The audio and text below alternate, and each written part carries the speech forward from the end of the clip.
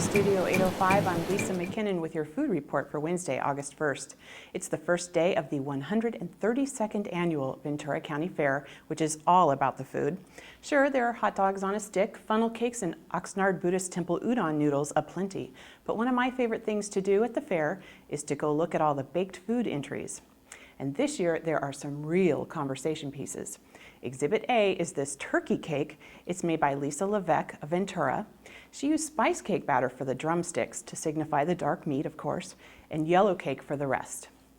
Now that's a combination of spice and yellow cake cubes for the so-called bread stuffing. Pretty cute.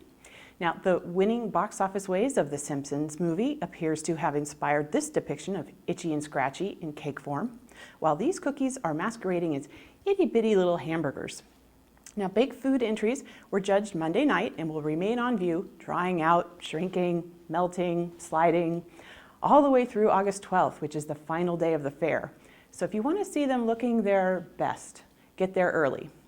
Now, if you've always wanted to watch a winery bottling line in action, without having to actually drive all the way to Napa, you have two options right here in Ventura County. At Herzog Wine Cellars in Oxnard, visitors to the kosher winery can take self-guided tours that include a bird's eye view of the mechanized line. You kind of walk through a little hallway that's up above the actual line. But at Old Creek Ranch Winery, that's near Ojai, this very weekend you can see how bottling is done in the old school, low-tech way. There, friends of the winery's owners will gather on Sunday to help bottle a 2005 Cabernet from the Obsidian Vineyard in Napa.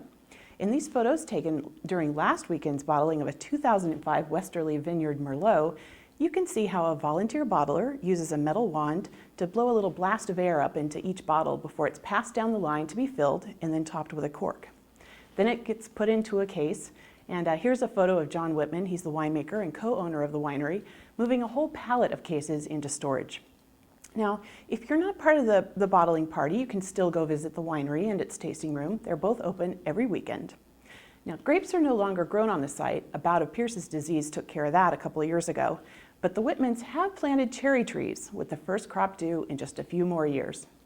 Well, that's the food report for now. Check back next week when we'll have lots more to eat. See you then.